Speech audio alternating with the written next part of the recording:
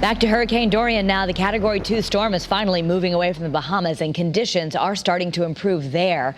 Dorian is now off of the east coast of Florida, heading toward Georgia. There is also a threat for the coastlines of the Carolinas. Channel 3 Eyewitness News reporter Michelle Zhu is live in the Isle of Palm, South Carolina, where people there are bracing for Dorian. The beach looks much different than when we saw you yesterday, Michelle.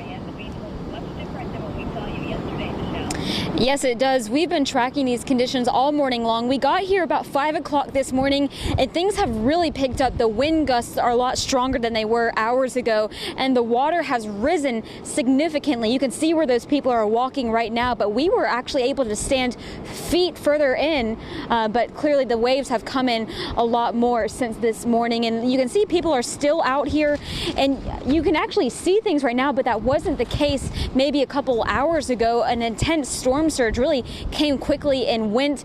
Sideways rain, the wind gusts were pretty significant, and we're told that has to do with the outer bend of the storm, and the storm surges are really coming and going pretty quickly. We're told that we can expect tropical storm-like conditions in the morning, but it's going so quickly we can expect it all to go away in the evening. And meanwhile, we were further into town earlier this morning and several gas stations are already out of fuel. They're bagging up the pumps, also a lot of sandbags.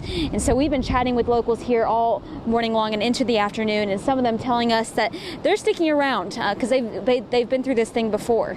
Kara? So, Michelle, I imagine there are some evacuations being ordered. Are people generally following the rules, or are they testing fate? Well, there was a mandatory evacuation ordered by the governor, and as you can see, people are still here, a lot of locals, and based on my conversations with them, some of them say they're not too worried.